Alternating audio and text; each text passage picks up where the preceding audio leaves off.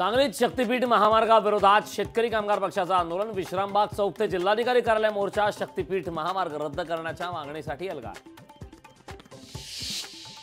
छत्रपती संभाजीनगरच्या सिल्लोडमध्ये हिंदुत्ववादी संघटनांचा मोर्चा। मंत्री अब्दुल सत्तार यांच्या मनमानी विरोधात मोर्चा। आंदोलकांकडून अब्दुल सत्तार यांच्या विरोधात जोरदार घोषणाबाजी। आमदार जिशान सिद्दीकींचं वांद्रेमध्ये उपोषण आंदोलन। SRAच्या तोडक कारवाई विरोधात आंदोलन। भारतनगरमधील कारवाई विरोधात जिशान सिद्दीकी आक्रमक। जळगाव जिल्ह्यातील दिव्यांग बांधवांचं आमरण उपोषण। 146 संशयित दिव्यांग कर्मचाऱ्यांच्या विरोधात आमरण उपोषण। दिव्यांग प्रमाणपत्र आणि शारीरिक क्षमता फेर तपासणीची मागणी।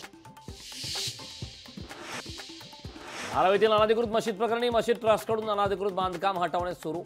BMCला दिलेल्या हमीनुसार बांधकाम हटवण्यास सुरुवात। केंद्रीय मंत्री अमित शहा उद्या नवी मुंबई दौऱ्यावर। कोकणातील मतदारसंघाचा आढावा घेणार। कोकणातील मतदारसंघाचा या दरम्यान आढावा घेतला जाणार। राष्ट्रीय ओबीसी महासंघाची संवाद सभा 4 ते 9 ऑक्टोबर रोजी विदर्भातील सर्व जिल्ह्यात संवाद सभेचं आयोजन। महासंघाच्या बैठकीत संवाद सभेचा निर्णय।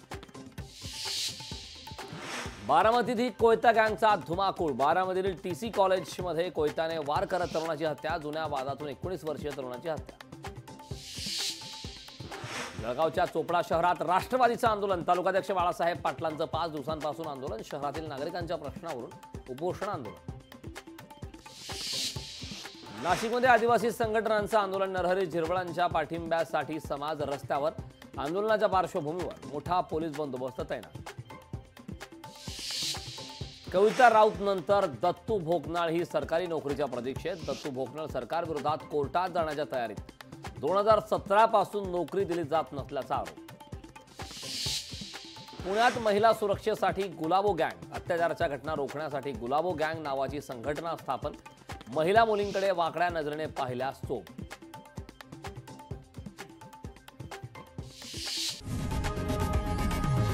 लोकशाही मराठी ऐका, पहा, जागरूक रहा।